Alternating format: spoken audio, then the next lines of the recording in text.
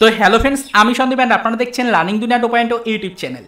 তো ফ্রেন্ডস, আবারও কিন্তু আপনারা যারা আপার প্রাইমারি বা উচ্চ প্রাথমিকের শিক্ষক নিয়োগ প্রক্রিয়ার সাথে যুক্ত চাকরি প্রার্থী রয়েছেন, মূলত তাদেরকে উদ্দেশ্য করে লোকসভা নির্বাচন সমাপ্ত হওয়ার সাথে সাথেই আজকে 5/6/2024 তারিখের আর্জেন্ট এই ভিডিওটা কিন্তু ক্রিয়েট করতেই হচ্ছে। অলরেডি আপনারা লাস্ট কয়েকটা ভিডিও দেখে নিয়েছেন, যেখানে কিন্তু আমরা আপার প্রাইমারি 2016 সালের রিক্রুটমেন্টের যে আপডেটগুলো আপনাদেরকে প্রোভাইড করছি, ঠিক তার পাশাপাশি কিন্তু 2012 সালের একটা upper primary recruitment related update আপনাদের সাথে কিন্তু শেয়ার করছি।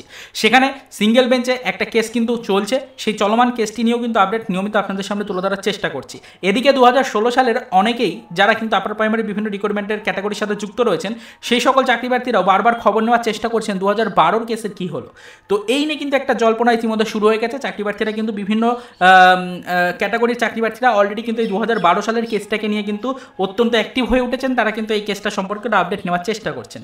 তাই প্রত্যেকটা 2016 সালের চাকরি প্রার্থী যেহেতু 2012 রিক্রুটমেন্ট সম্পর্কিত আপডেট নিচ্ছে না, তাই অনেকের মনেই প্রশ্ন উঠেছে যে 2012 সালের যে সিঙ্গেল বেঞ্চে চলতে থাকা কেস রয়েছে আপার প্রাইমারি রিলেটেড, এই কেসটার সাথে আমাদের 2016 সালের রিক্রুটমেন্টের কেসের কোনো যুক্ততা রয়েছে কিনা, বা অর্থাৎ এই কেসটার সাথে কোনো লিঙ্কেজ রয়েছে কিনা, এটা নিয়ে কিন্তু অনেকেরই প্রশ্ন এসছে।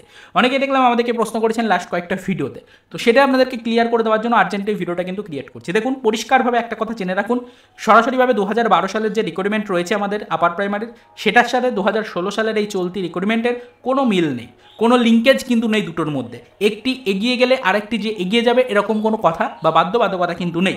দুটো রিক্রুটমেন্ট প্রক্রিয়া, দুটো আলাদা আলাদা ইয়ারের দুটো রিক্রুটমেন্ট প্রক্রিয়া আলাদা, সেপারেটভাবে দুটো রিক্রুটমেন্ট প্রক্রিয়া শুরু হয়েছে। দুটো রিক্রুটমেন্ট প্রক্রিয়ায় গতি সেপারেটভাবে এসছে, সেগুলো নিয়ে কিন্তু একাধিক মামলা হয়েছে, তবে সেইগুলোও কিন্তু সেপারেট মামলা, দুটোর ম্যাটার কিন্তু আলাদা। বিষয়টা ভালো করে বুঝে নেবেন।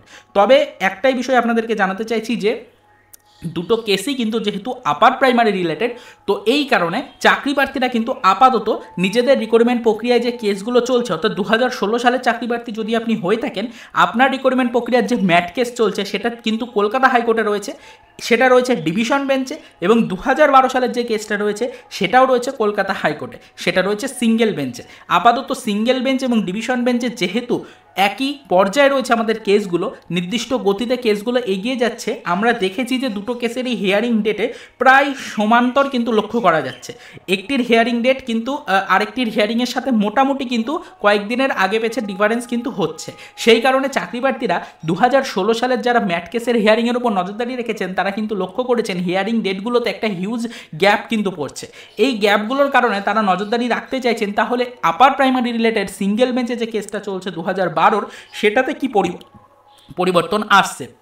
সেখানে যদি কোনো পরিবর্তন সত্যি এসে থাকে, তাহলে চাকরি প্রার্থীরা আশা করছেন 2016 সালের রিক্রুটমেন্ট প্রক্রিয়ার ডিভিশন বেঞ্চে যে কেস চলছে, যে ম্যাট কেস চলছে, সেই ম্যাট কেসও কোনো পরিবর্তন আসতে পারে। এরকম আশা নিয়েই চাকরি প্রার্থীরা আপাতত কিন্তু দুটো কেসের ওপরে সমান দৃষ্টিভঙ্গি কিন্তু রেখেছেন।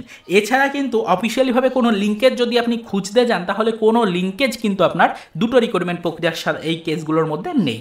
পরিষ্কার বিষয়টা ক্লিয়ার করে দিলাম। অনেকেই বিষয়টা জানেন, সেই কারণে এই ধরনের কিন্তু মন্তব্য বা এই ধরনের প্রশ্ন কিন্তু করছেন না।